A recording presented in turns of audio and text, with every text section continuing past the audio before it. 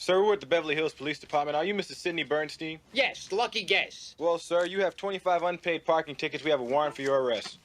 25? What 25? You have 25 unpaid parking tickets, sir? I pay my tickets. I pay all my tickets. Sir, do you own a black Mercedes-Benz license plate number CRL 507? 507? That's my wife's car. That's not my car. That's She has 25 unpaid parking tickets. It's under my name, but it's my wife's car. No. Bitch! Is there something that I have in this office that I could hand to you and that would make you kind of forget that you're holding those little pink tickets there? What are you trying to say, sir? Like you'd be holding something in that hand, and this hand you'd forget about. This hand you'd be concentrating on. That hand you'd go, what did I have there? I don't even remember. Oh, you mean like if I had $200 in this hand? Ouch! Let go of my arm! $200! Ouch! Please, I'm robbing you. That's what I'm doing. Here's one, here's two. They're real crisp. And now, coming to you live from the tri-state area and San Francisco, California, it's the best part of Wednesday, Waffle Box, with your hosts, Mike Fish and Kush Hayes. Welcome to Waffle Box, a podcast where we talk about anything, everything, and nothing all at the same time. Come up on episode 45. We're talking Tinder in the 60s. We've got a stinker of a world record. We're talking Jake Gyllenhaal's ambulance and so much more. I'm Mike Fish, and I'm joined, as always, by my main man in Amsterdam. It's Kush Hayes. Kush, how you doing, buddy? What's good, Mike Fish? How you doing, player? It is an honor to be a part of the 45th Waffle Box, and I can't wait to do 45 more of these. Holy goodness. Does that mean we're going to stop at 90 and then you quit? No, we'll just reset and do another 45 after that, man. It's just we do it in blocks, okay? It's all a plan. It's the Waffle Box cinematic universe, and Phase 2 is 45 episodes long. Phase 2 next week. It's when all the cameos start coming in. The waffle verse of madness is coming to you. That's amazing. How you been, buddy? How you been? Woo! Stressed out, yo. Hey, man, I just want to say, PSA, everybody take care of your fucking teeth, because when you get into your 80s, then you have to have, like, major surgery. You look like you've been in a car wreck, like, immediately, and it's not a good look, and it's very painful, and it could have been avoided. So take care of those chompers. Immediately, like, don't fuck around. Don't forget to floss, brush twice a day, etc. etc. You know what I learned recently? Apparently, I mean, I don't know whether it's all toothpaste or just a specific toothpaste, but when I've been brushing my teeth for ages, after I brush my teeth, I've been rinsing my mouth out. Apparently, you're not supposed to do that. Oh, You're supposed to let it do its thing. I don't know if it's a specific one I'm using, but I don't think you're supposed to. I don't think you're supposed to go hardcore with it, but yeah, you can still rinse your mouth out and let the fluoride hang out on there. Well, at least I think so. We'll look it up. Anyway, yeah, as we heard with the intro, obviously some sad news from yesterday. Mr. Gilbert Gottfried, R.I.P. Most people know him as Iago, the parrot from Aladdin. Obviously, he's a very well-versed actor and comedian. From the intro, my favorite performance is from Beverly Hills Cop 2. Very sad. I was very pleased that you came out with that too, because like you said, you're like, I'm gonna just play a little thing, a little tribute, and I was like, all right, cool. Like you didn't tell me what it was gonna be, and I was like, oh, it's Beverly Hills Cop 2. I saw Beverly Hills Cop 2 in the theater in 1987. That would have made me 9 years old. With my mom, we caught it on the very last screening before they took it out of the theater, and that shit was amazing. So Gilbert Gottfried, yeah, so much more than that, but wow. Yeah, I mean, his comedy stylings, I guess, wasn't for everyone. He was a little bit on the nose sometimes, but man didn't give a shit. His moments and what was gold went platinum, and he was fantastic on those Comedy Central roasts. He's a great roaster. Yes. Yeah. See. Shout out to Gilbert Gottfried, R.I.P. There'll never be another like him.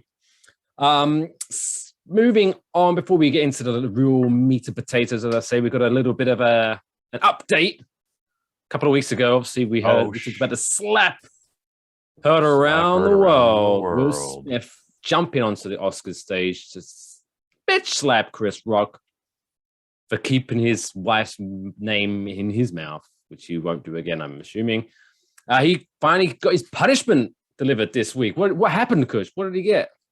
Well, we didn't update everybody last week to the point where Will Smith actually has resigned from the Academy of Motion Pictures Arts What does that and even Sciences. mean? Does that mean he What can't that vote? means is that means he can't vote. That means he won't get any more screeners. That means he won't be able to go to any of the events. And it's not the after party; those are all private affairs. But like, he won't get to go to the Oscars, or at least he'll have to be invited. However, because he resigned, they moved up the ruling. Like, the ruling was supposed to happen like tomorrow or the Friday after this episode aired. And because he just resigned, they went like, well, we'll just drop our judgment. And he has been banned from the Oscars for 10 years. We'll get a little bit more into that, but Mike, I feel like you have a knee-jerk reaction here. Pretty shitty. I mean, at the end of the day, I mean, he apologized and yada, yada, yada. Does he need to be punished? I don't know. But if they are going to punish him, that's a pretty weak punishment. It's a pretty weak punishment because it's not just he can't come to the Oscars for 10 years, which is, by the way, that's 4 hours he gets to have in his day get back. Honestly, regardless if he does win, he just gets to do anything. That video acceptance. They probably won't even do that. They'll probably just have the guy say, the guy who announced it, and the winner is Will Smith. Will Smith obviously can't be here for reasons everyone knows about, and then he'll just let's go to the tape. Let's go to the tape. No, I don't think they'll do a remote satellite thing. No, I'm saying let's show the reason why he's not here. Oh, gotcha. Yeah, we will never not see that video ever again. We will never see that slap. It's going to come out again. Every day it'll be something else, meme form. So it's, some people are like, is that too much? Some people are saying that's not enough. Again, he can still be nominated for movies. He can still win another Academy Award over this next decade. So based on that, yeah, it's kind of lame, but they do what they do. This is a case closed. We will not talk about this subject again until Chris Rock has actually announced that he's already got an hour prepared on this 45-second window. But we're not going to hear about it until the highest bidder comes in. Netflix, you know what to do.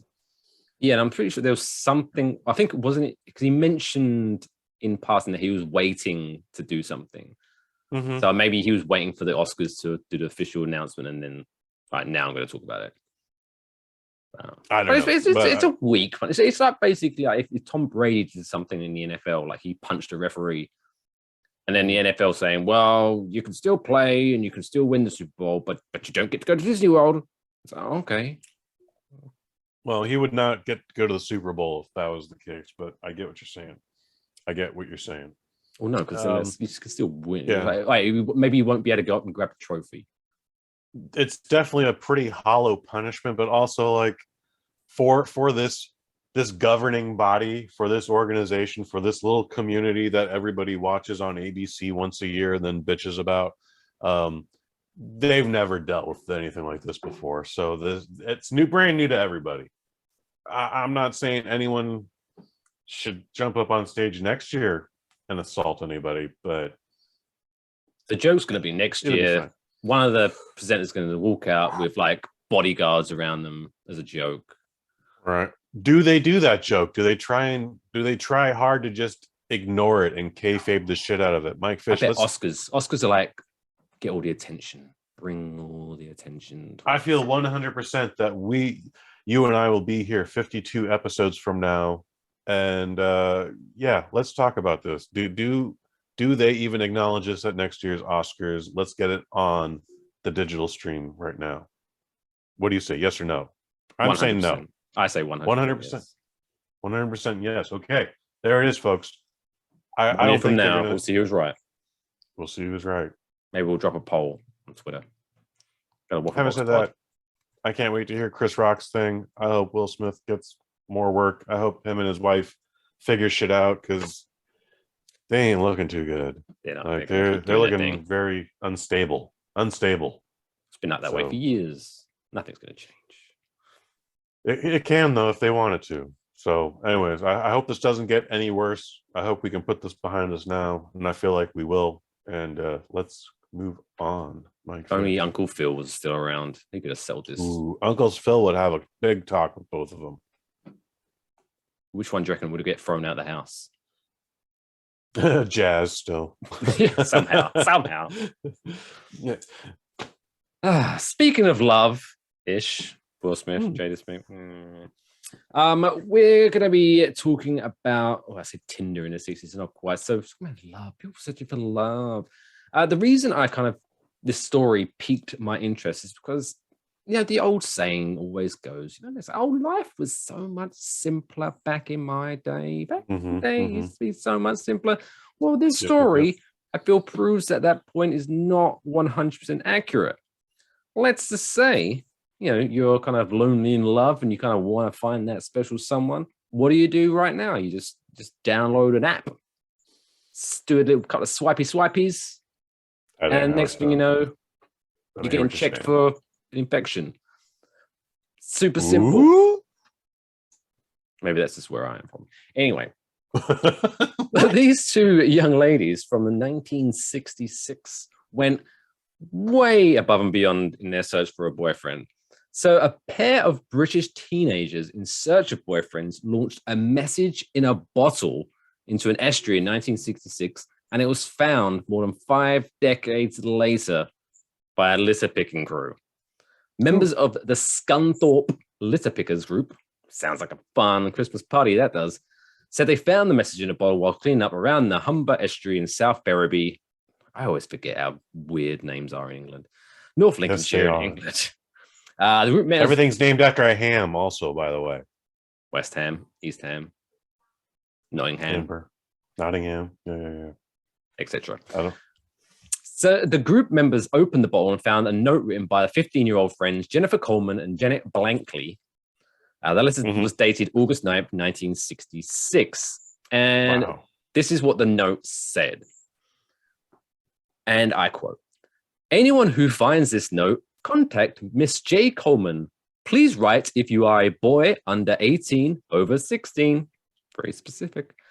Please send a photo and one will be exchanged. Thank you."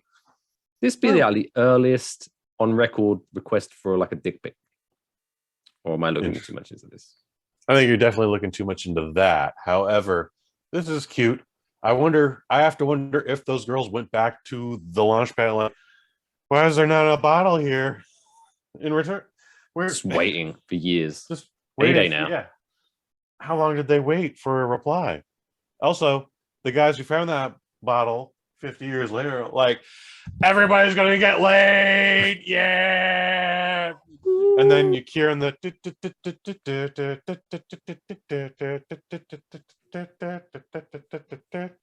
anyway, I see lots of POVs in this story. It's very amusing.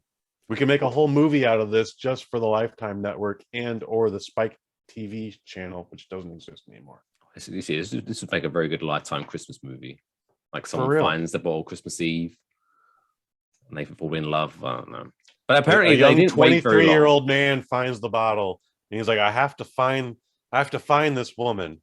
I must meet her. And then he does, and he discovers she's 86 years old, my fish. And he's like, I fucking love you.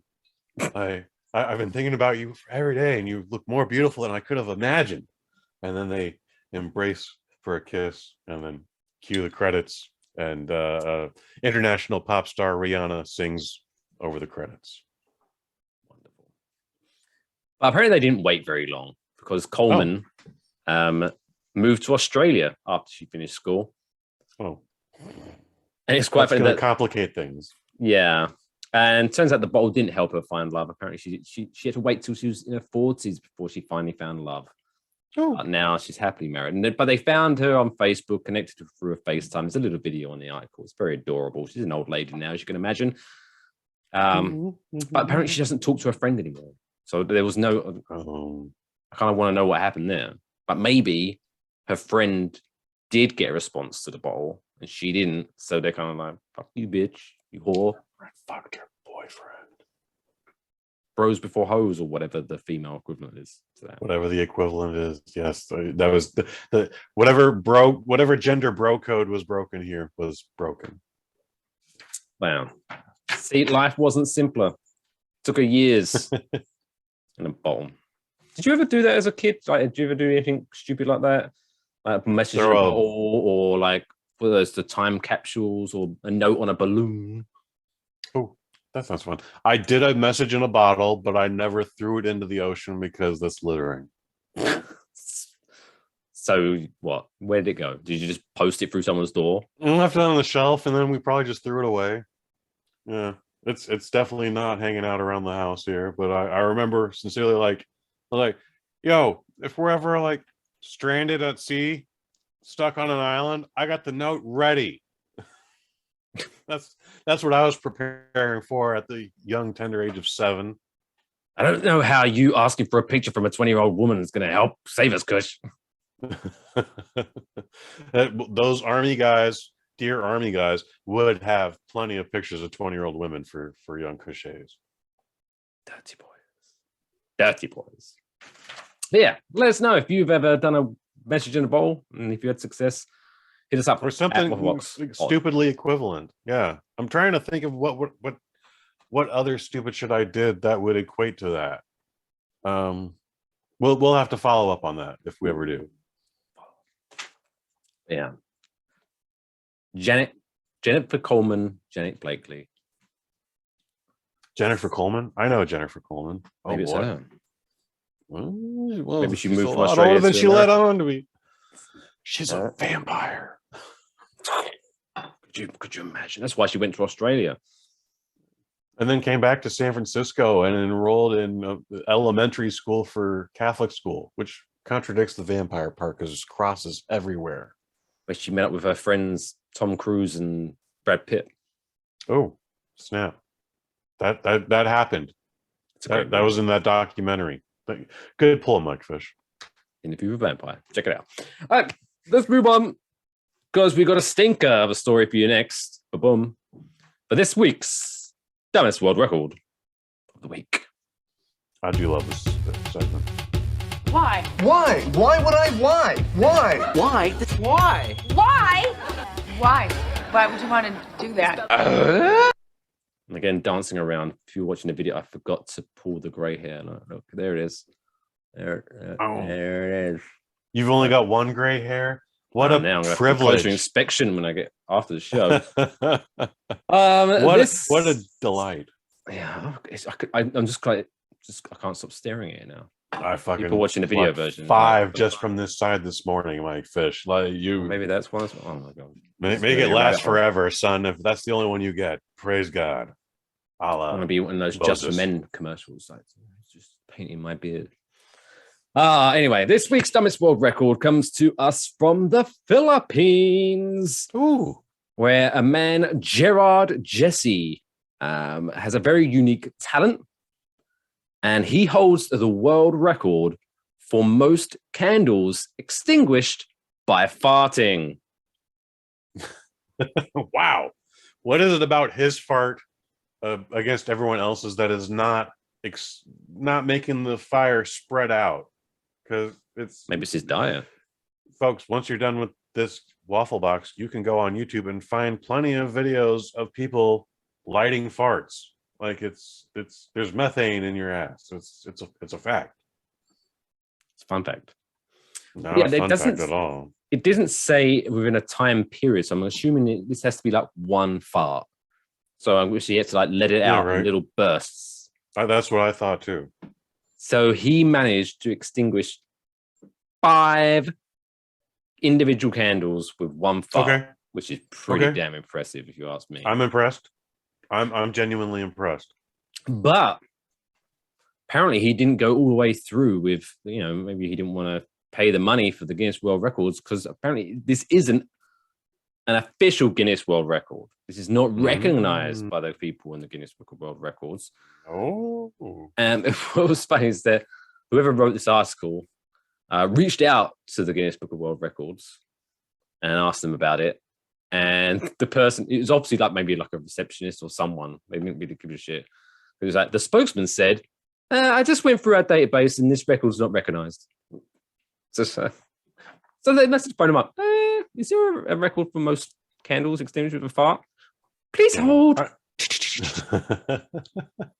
No. I have to imagine even Guinness is just like, look, that's just gross. We're not recognizing that as anything. No one else has done it, or at least not before us, but yeah, no.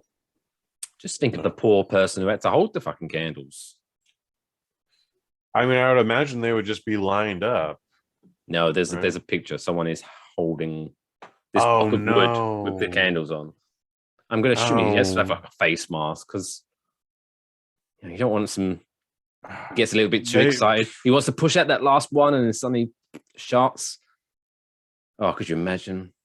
Yes, I can. That'd be like a 5-hour shower. Get it off me! Right. I would not blame you either. That's it. That's a good test of friendship as well. It's a different. Like how good friends are we? That is Would true. you ever hold 5 candles while I fart on them? Yes or no? Hell no. Not at all. No, sir. I might even slap you for suggesting that I do such a thing. Okay, so we're 45 episodes in. We're not that. I would help you figure out how to put the candles up. And by the way, you just melt the bottom of it and stick it on the board. The end. And then I'll record the evidence. But yeah. Nah. His friend was like, "You sure I can just stick them on the piece of wood?" No, you have to hold them. Really? Why? No, that person was like, I'm hitching my horse to this winner right here. Like, this guy's going places, and I'm gonna fucking follow on in his footsteps. Let's go. I'll hold everything you need. And he held all the candles and maybe just got lost the farted in his face.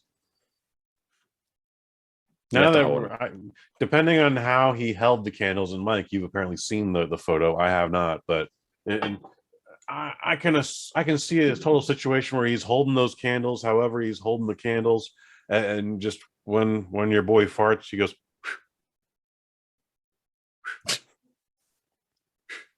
Like, well, in the photo, all you see is his hands. So maybe he was sat there. Have you done it yet? I mean, you can crop that shit properly. Like, you can still hold that stuff right up to your face, risk getting fire in your face. And if it's just a photo, you can still go, like, yeah. So, I don't know. This is definitely one of the dumbest world record. 100%. There you go. Congratulations, anyway, Gerard. Living your dream of farting at you need to dream bigger, man. Yeah, go for 6. You need to dream bigger. Go for Change 6. your diet. Need more chili. I'm going for a world record, man. I'm surprised it hasn't come up on another previous Waffle Box, but there was a woman, I don't know if it was OnlyFans or whatever platform she was going through, but she was selling farts in a jar. Yeah, she sold like 10,000, and then she had to go to hospital, right? I had to go to the hospital because she farted too much because she was fucking with her diet to produce farts. Like, what would you do with that? Like, let's just say you ordered it and then you opened it up and that was it. There was apparently a little like cloth rose petal type thing in there, like that absorbs the fart, so it's not just like it escapes upon removing the jar. This chick went on the Adam Carolla show. That's why I know any of this. It's not like the cans of oxygen from Spaceballs. No, like she farted on this in a jar, but on this material, and so it's, you know, once you sealed that shit, it's taken its time to ferment and embed, and that's what she did. And there's enough weirdos out there that bought that shit. Like, just make some scented candles. She's probably thought of that. I mean, Farts. Gwyneth Paltrow has one that smells like her pussy. Really? Mm-hmm. You didn't see the Super Bowl commercial? That was the big joke in it. Like, How? Like, does she just like? mm, Does she like? Gwyneth Paltrow's very intimate with her genitalia. She like squirt on a cloth and then wring it out. She might. She probably didn't have to squirt. She probably just had to get stimulated enough, and then just took a sample and sent it to the powers that be, and they made a perfume out of it, and they put that in a candle. But yeah, you can buy Gwyneth Paltrow's pussy scented candle. I think I'll skip on that one, but it's good to know. Really? I think we should probably sell it on the waffleboxmerch.com. Wafflemerch.com. Wafflemerch.com. But you could get t-shirt, mugs, hoodies, and Gwyneth candles. Paltrow's pussy.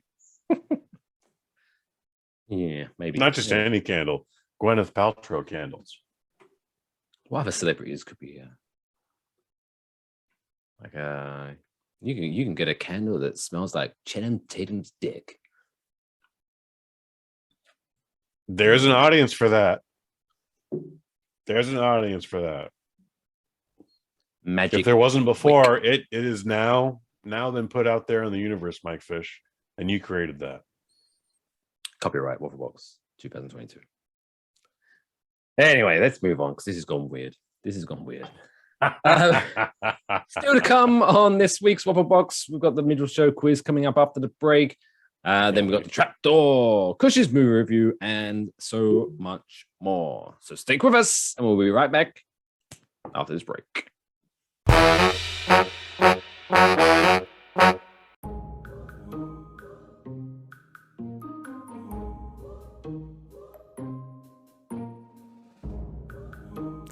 Hey, you. Yes, you. Was you thinking of having that beer? But my friend, it's only 10 a.m. Won't everyone judge you for drinking this early? Well, don't worry, we've got just the thing to help you. Your very own Waffle Box mug. And now, everyone will just think you're drinking coffee, so you can enjoy your morning beer judgment-free. Go to wafflemerch.com to get yours today.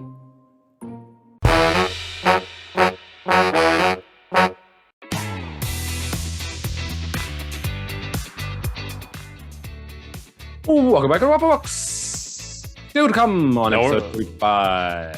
We've got Kush's movie review. He's reviewing Ambulance and so much more.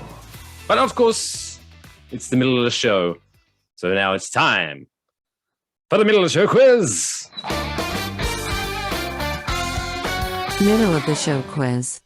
This week, we're testing Kush's knowledge on, he's reviewing Ambulance. So I want to see how much he knows about that movie and the actors therein. So what we're going to be playing this week is a game of higher or lower. So I'm going to give you an actor that starred in Ambulance, and I'm going to give you their age. And then I'm going to give you the next actor, and you have to guess whether they're older or younger, higher or lower. Simple? Simples. Sounds simple. I might lose one of my earbuds in a minute here. Just how do you want to handle that? I can transfer over another set of headphones, but I just got the notice in this ear here. What, is one of them dying? One of them might be dying. I can still probably go on the second one, but that is a thing that has happened here. I don't want to ruin the pace of the show, but whatever you want to do. All right, I'm just throwing out here is a thing that has happened. I can transfer when we need to, but let's write it out. We're gonna roll with it. We're gonna roll with it. This is live TV, baby. Oh shit! We're gonna do it live. Damn it! We're gonna do it live.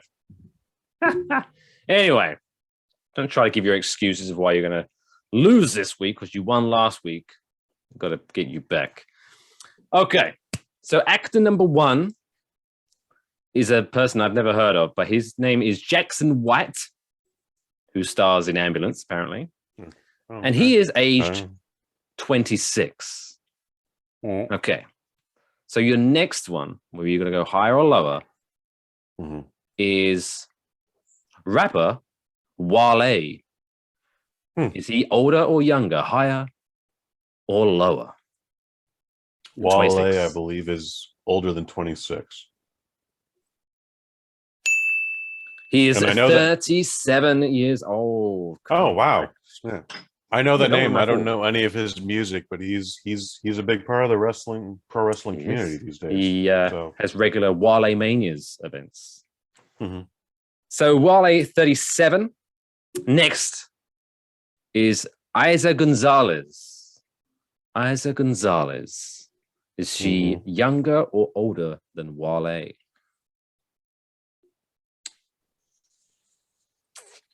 Isa Gonzalez, I'm going to say, is younger than Wale. Oh, she is 32 years old. Oh, snap. Young. Going for two. Okay. So then next up, we've got the man himself, Mr. Jake Gyllenhaal.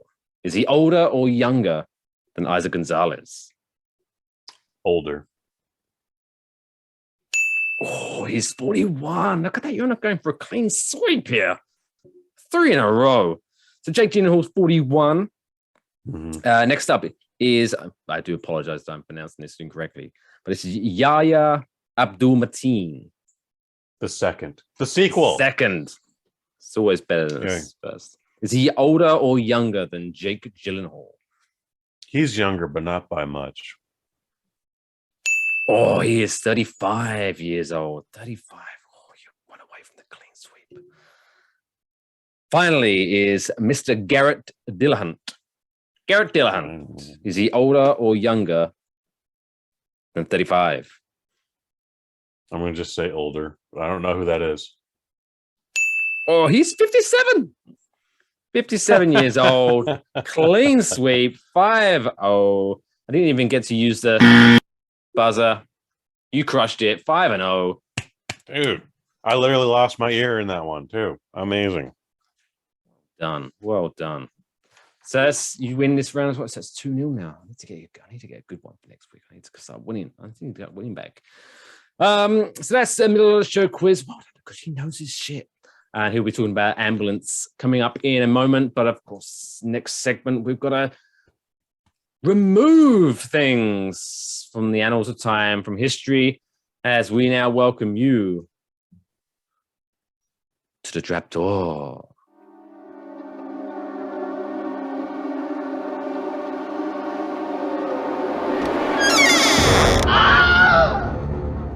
So this is the first time you're listening to us. Trapdoor segment is pretty simple. We come up with a couple of examples, or whether it be animals, food, whatever it might be. And then we have 4 examples of that subject.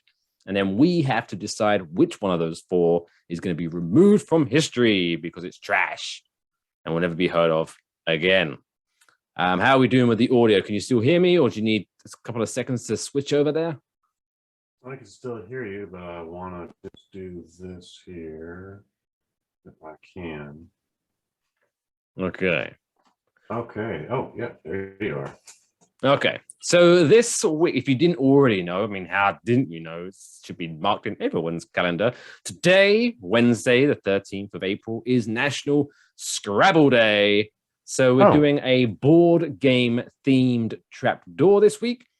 So section 1, or round 1, is for board games.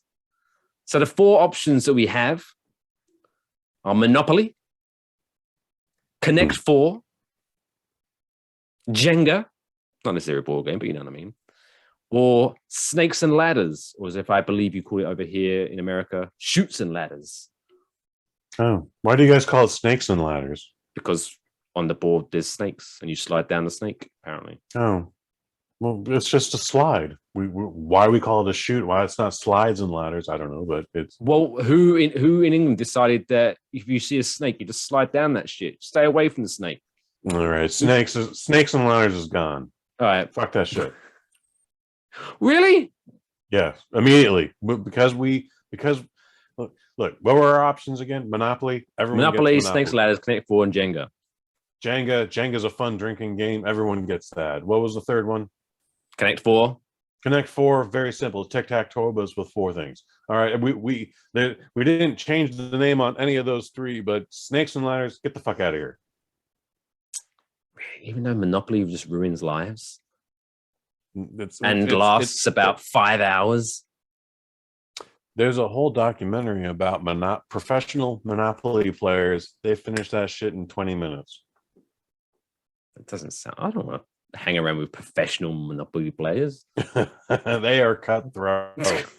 But what is this documentary called? I need to see it now, just to kind of laugh at it. I believe if it's not on Netflix, it's on Hulu, and I'm pretty sure you can find it on YouTube. There's cool also a great Scrabble documentary. A Scrabble documentary? There's a Scrabble documentary about professional Scrabble players. They like play in the park. They bet on money. There's a whole tournament. It's pretty wild. Jesus. What have I done with my life? Could have been a professional Scrabble player, man. Could have been a contender. I mean, it's the same lifestyle as a professional pool player or professional poker player. Like, lives get ruined. Playing Wordle. It's all gambling like and money. Sucker. Anyway, yeah, I guess just because sliding down a snake doesn't make sense, and then it's changed its name to make it confusing. Snakes and ladders, shoots and ladders, slides and ladders, whatever, you go. Next up, round 2 is movies based on board games. Oh. Mm-hmm. So the 4 options we have here are Dungeons and Dragons from the year 2000, Battleship from 2012, Clue from 1985, or Ouija from 2014. Ouija is probably the most ridiculous one, but I think we should get rid of Battleship because it tried to be the Transformers. So get Battleship the hell out of here. It really did, because at least like Dungeons and Dragons was It was based on Dungeons and Dragons. There was Dungeons and Dragons in it. Clue was literally a movie adaptation of the game Clue. Ouija featured people playing the Ouija board. Battleship. Did anyone at any point say C4? Probably. B1. Actually, they probably did. They probably snuck that shit in, to be honest. I still haven't seen Battleship, but when the missile comes and just like misses the boat, somebody like miss. That was a big thing when it came out in the theaters. It was like, dude, they really say you sunk my battleship, and they left you hanging. So like, oh, I must know. I must go to the theater right now to decide if they said, "Did you sink my battleship?" No, it's not a good movie, guys. Stop trying to make it a thing. No one's trying to make it a thing. Good for you. The only selling point was the big thing was that Rihanna's in it. That was the biggest thing it had. And no offense to Rihanna, but it wasn't a good thing. Like Liam Neeson's there. I didn't even know Liam Neeson was in it. He plays the dad. He plays the Bruce Willis character from Armageddon. And I forget the guy. There was a dude who was supposed to be a big thing, but he's in every shit movie over like 4 years. And Battleship was one of them. But he was supposed to be the Ben Affleck character in Armageddon. And then I forget who's. I don't even think they got a Liv Tyler quality actress to play that lady. But yeah, Battleship is bullshit. And didn't even have Aerosmith doing the emotional theme song. They probably couldn't even get Aerosmith to do that shit. No, there was no soundtrack for it. Battleship was Sum 41. Shit. I don't know. They'd be lucky to get Sum 41 or Third Eye Blind. Just as the battleship is sinking. Cause I'm in too deep and I'm too yeah, that was actually pretty easy. Bye Battleship. Get out of here. Fucking insulting. It was terrible. Who came up with that idea? Okay, guys, so I got an idea for a great movie. You ever play Battleships? Yeah, we're just gonna make a movie called that, but it's just gonna have zero connection with the game. Brilliant. I mean, it was a Hasbro movie, so Hasbro Cinematic Universe. Hasbro's trying to get everything made. So the fact that they got that made makes you have to wonder, like, what didn't get made. Yeah, that's including like a live action My Little Pony film. What other board games could make really shitty movies? Monopoly the movie. Monopoly. I mean, that's just the Wolf of Wall Street. You could literally re-release the Wolf of Wall Street and just call it Monopoly. Jenga versus Kong. Ooh. You're just about to win the game and then King Kong comes, knocks it down. The end. I'm feeling that. That's a good crossover game too. Make it happen. We are coming up with some great ideas on this show. Lionsgate. You know, make so much moolah when people take our ideas. Y'all better pay Mike Fish for his ideas. He's got them. You need them.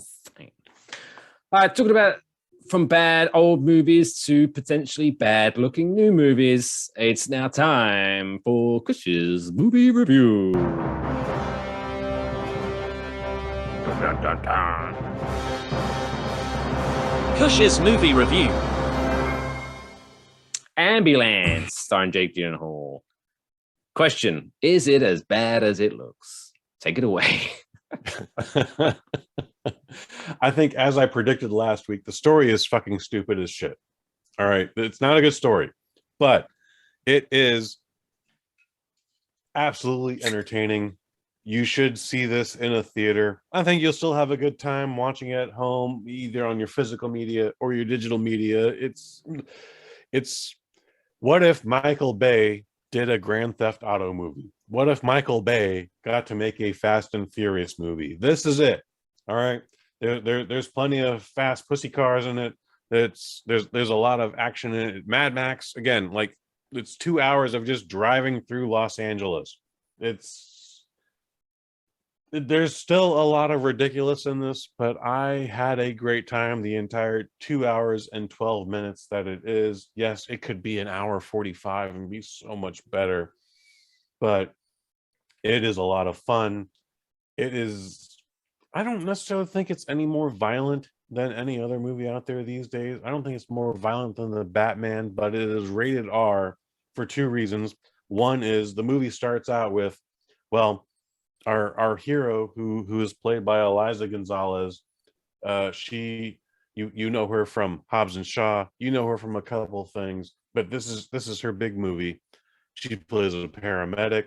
She's in the ambulance, but before she gets into trouble, she arrives on the scene of a horrific car crash where a little girl has been impaled through the stomach with some iron fence or whatever it is. That shit is violent. Like, it's a whole thing where you feel for this kid, and then like they got to get the jaws of life in there, and then there's a giant buzzsaw that has to cut through the things just so they can get her into the ambulance, and that kid wails, and you're like, oh my god, this thing's gonna go hardcore.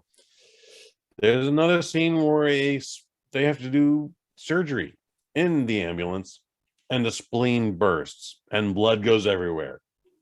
I mean, the cops get shot up. There's vehicular homicide. Things flip over. People have to die in certain scenes, but it's not really any more violent than a Fast and Furious movie outside of those two scenes I just highlighted for everybody there. So this is Jungle. I always find that funny when Americans say vehicular. What do you call it? Vehicle homicide. Yeah, sure. It just sounds like you've got the hiccups. Harassment and harassment. So what kind of accident was it? It was a vehicular accident. Vehicular. Drink Too many jilkers. Anyway, so is it because it looks, the way the trailer was filmed, it looked like it's like, oh, Jake Gyllenhaal has made a bank heist and now he's in an ambulance, and if the ambulance goes slower than 40 miles per hour, it's gonna blow up. Oh no! Jake Gyllenhaal stars in Speed 3.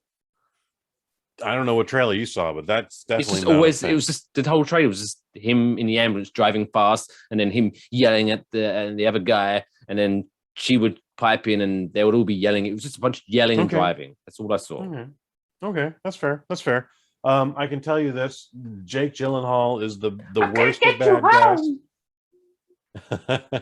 He's like, I'm gonna get you home, brother. No, he is a homicidal sociopath in this. Okay, he doesn't care what life he has to take to get the objective done, but he has a plan to rob a bank, and it goes super sideways. It's that worst case scenario. In fact, his entire team dies, and he brings his brother Yahya Abdul Mateen the second, Yahya Abdul Mateen the sequel, into this situation. Yahya Abdul Mateen the second actually plays a veteran, a United States veteran. He was in the military, served his time. His wife needs some experimental surgery. That's kind of why this movie is terrible with its story. There's a surgery that needs all this money, and we get that 2-minute clip where he's on the phone with the insurance adjusters. It's like, I need to talk to a human being, and they just hang up on him. They're like, I need to go on break. I don't care about your problem. Goodbye. I think that's pretty realistic.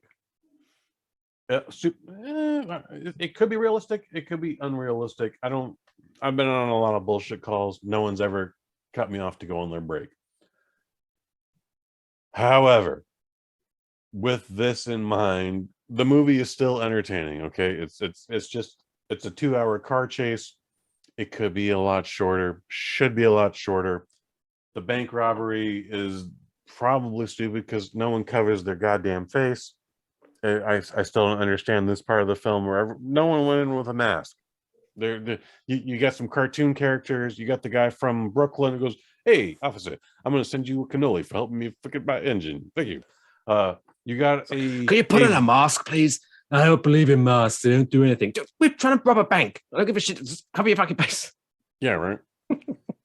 There's a lot of stupid in this movie, but it's definitely stupid fun. Okay, I had a great time. There's a lot of interesting things in this.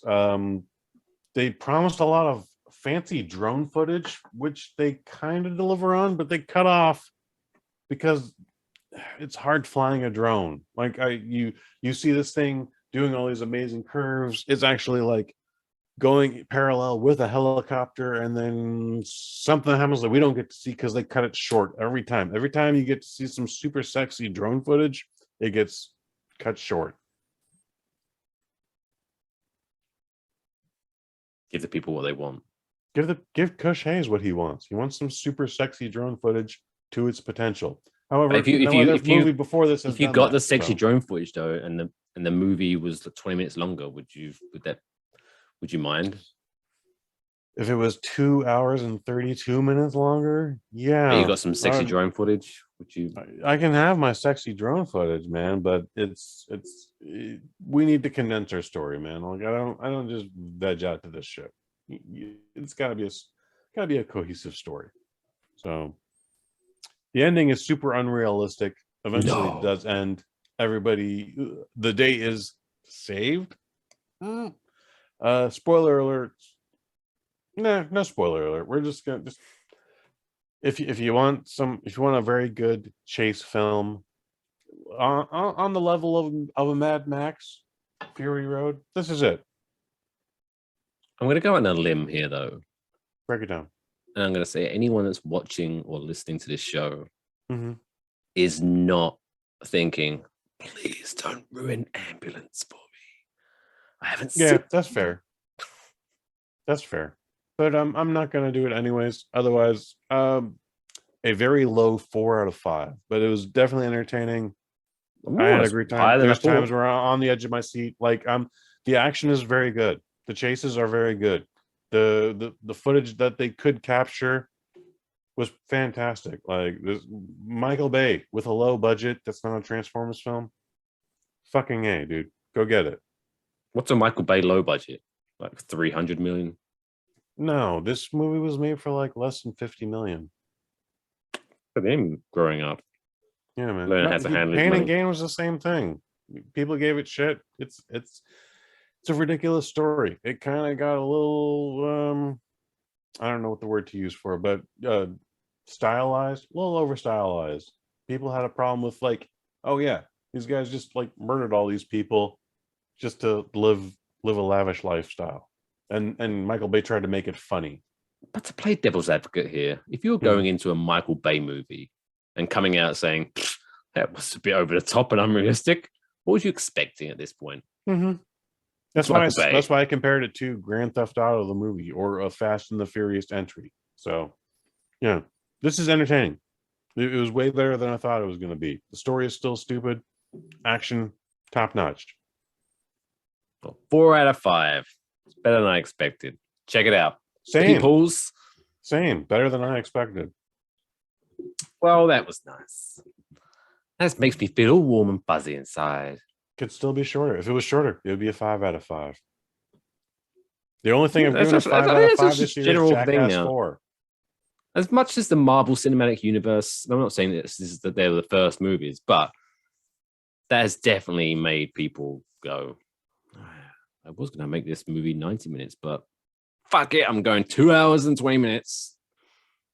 Ever since Michael Bay did, I want to say Armageddon, he's been given license to make movies over 2 hours. Like, I want to say The Rock is like an hour 45. I believe, damn it, I literally just had it on the tip of my tongue. Oh, Bad Boys. The original Bad Boys is an hour 45, but when we get to Bad Boys 2, that has to be 2.5 hours for some reason. Like, but the people loved it. Kush Hayes is always about making things more efficient, but people love 2.5 hours of Bad Boys 2. If it's a good movie, it flies by. It's a fun movie. I don't agree that it flies by. No, but I'm saying if it is, like, for example, like the recent Spider-Man movie, that was long as shit, but I didn't really notice it. I didn't feel it. But that's because that director figured out how to make a 3-hour movie entertaining from pillar to post. Michael Bay doesn't. Michael Bay has some slow entries in this. There's a scene in Ambulance where the LAPD is still following these folks past the LA River, and at one point the super duper computer hacker chick for the LAPD goes like, "I've hacked into their earbuds," and then for whatever reason they go into their earbuds and like, Hey, Abdul Mateen, brother. I need you to keep driving this van, but I am super stressed out. This is Jake Gyllenhaal. And I need to listen to my Spotify playlist, which is going to play Christopher Cross's Sailing Away. And then Yahya Abdul in the sequel goes, hey, let me get one of those earbuds because I love that song too. And then there's just a 3-minute scene of them just driving away, listening to Sailing Away. Oh, I thought it was like, I'm sailing away. It's the other song. No. Yeah. Anyways, it's an entertaining scene, but also like we don't need that fucking song, and nothing ever comes back to it. Like this woman literally asks, "I'm going to hack into their earbuds." It never comes back. Then she becomes a DJ. Like, I know where they're going. They already know where they're going. They're going to the spot in East Los. You could just put a camera on it. You don't need to hack into the earbuds to work out where they're going. Just film it. Get a helicopter. So this movie could absolutely use a bunch of shortcuts. It should have been an hour 45, but at 2 hours 12 minutes, I still had a great time. Well, congratulations, Michael Bay. Yeah, thanks, man. Next week, we'll be discussing Fantastic Beasts and the Secrets of Dumbledore. Oh, the secret is he's gay. China don't want you to know that. Who's gay? Dumbledore. Oh. He's hella gay. But that's okay. Wasn't that alluded to in the Harry Potter movies? I could not tell you. However, one of the only things I remember about the previous Fantastic Beasts is that like it was supposed to like, yeah, Dumbledore comes out as gay, but when it came down to that scene, it was like, so I understand you and Johnny Depp's character, who's now Mads Mikkelsen. You guys were close as brothers, and then Jude Law goes, well, some might say we were closer than brothers, and then that was the whole scene. That was everything that alluded to them being gay. That's as gay as we can go. That's as gay as they went. But this one was supposed to be so much gayer that China said, we need you to cut 6 seconds from it. And it's all the scenes that they're gay in, which is 6 seconds. Well, I look forward to hearing about that next week. I actually really like all the Fantastic Beasts series, but they're also still forgettable. Never seen one. I've seen all the Harry Potter movies. Haven't seen the Fantastic Beasts movie. I like Fantastic Beasts because it's a little more adult. But even I don't know where they're going with this, because the last episode, Fantastic Beasts 2, Harry Potter -3, was, so we got a war coming on our hands, Mike Fish. And if the Americans win, it's going to be the entire timeline that America has had after winning World War II. But we got these guys called the Nazis, and they also have some ideas too, and we might want to get on top of that. And folks are like, wizards take sides, like, yeah, I might like what these Nazis have, and it's like, what? Where are you going with this? Spoiler alert: the Nazis lose. Spoiler alert: the Nazis lose, but Fantastic Beasts don't know that yet. Well, check that out. Maybe I'll have to watch that. Anyway, this is getting kind of weird again. It's the weirdest episode we've had on the Waffle. Wizards and Nazis. But no, let's just make everyone feel good again. It's as I rub my chest and my nipples. Let's make ourselves feel good. Actually, I'm going to play the right music for this. It's this week's feel good music, feel good story of the week.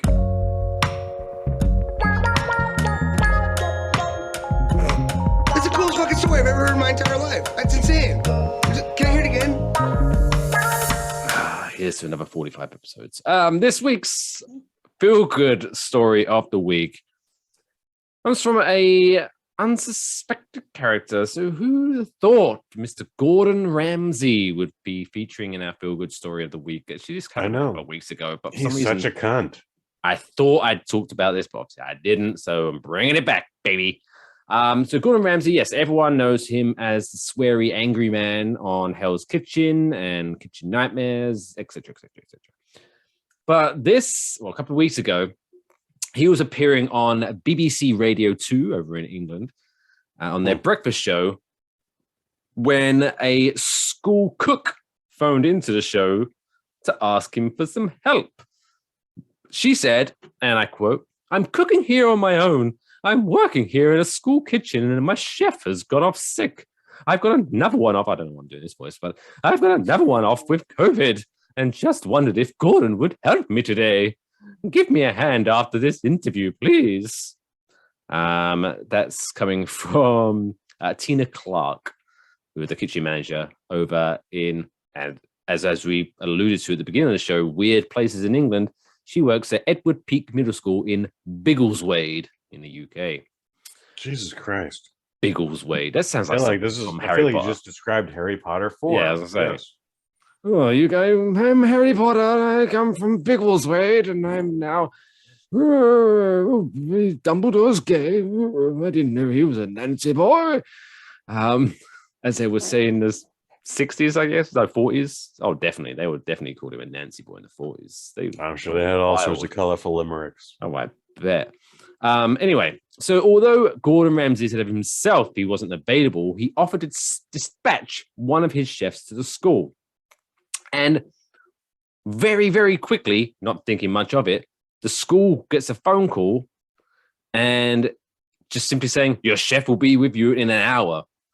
And she thought, "Oh my God, I'm going to have to fess up to the head teacher, and I hope she doesn't give me detention," she joked. Anyway, an hour later, Rob Roy Cameron arrived, who works at Gordon Ramsay's Lucky Cat restaurant in London, and Clark was immediately put to work prepping cauliflower cheese for the students. Kitchen manager Clark said, "I'm sure he was terrified by having 3 menopausal women around him in the kitchen all day." Lovely stuff. So Gordon Ramsay, even though we didn't really need the description of all 3 other women. See, this is all right. Actually, now I'm reading this. Feel good moment's gone. It's gone. Oh no. Tina Clark. Because at the beginning of this fucking story, she's begging for help from Gordon Ramsay, saying, "I'm cooking here on my own." And then apparently, once he turns up, she says, "I'm sure he was terrified having 3 menopausal women around him in the kitchen." Well, Who the fuck she's are the other two cooking by people? herself, quote unquote, but she's got assistants. It is Oh, amazing that it's a he loophole. answered the call because he definitely doesn't have to, regardless of what I think of him. He doesn't have to go to this UK middle school, elementary school, public school, Biggleswade. whatever, Bigglesworth school. Biggleswade. It's all nonsense. And Bigglesworth is, I feel that, isn't that something from a film? He sounds, Probably. that sounds like a butler. Bigglesworth, fetch me a gin. Good boy. Right away, Bigglesworth. sir. Did you want your lemon twist with that? Get me my newspaper and slippers, Bigglesworth, as I smoke my pipe. But of course, sir. But of course, right away, right away. Where's the stock ticker? The stock tickers are. We ran out of paper, and you refused to pay the delivery guy. Oh, that little 5-year-old Timmy who walks with the wonky leg. Fuck that child. Well, he had polio, so he's dead. Ah, good. Unless it's Christmas, then I'll buy him the biggest turkey in the land. Bigglesworth, It's St. Patrick's Day, sir. fetch me my Guinness, Bigglesworth. It's really Easter. Anyway, and I don't give a shit about your Lucky Charms, Bigglesworth. But they're always out there, my Lucky Charms. Fuck you, Bigglesworth. Gee. There we go. And I hope that makes everyone feel warm inside for this week's Feel Good Story of the Week. Waffle Box, always making you feel good. You're giving the warm, fuzzy feelings down in the area. In the cockles of your heart. Cockles. In the candle-scented area. We make you feel good. Oh, shit. Getting Segue. sexy with it. There we my go, all the fish. way back to the beginning of the show. What a great That's a segue. callback. A callback, baby. You don't get that in this anywhere. Gwyneth Paltrow, I want to smell your pussy. Smells like burning. Smells like Teen Spirit. Burning.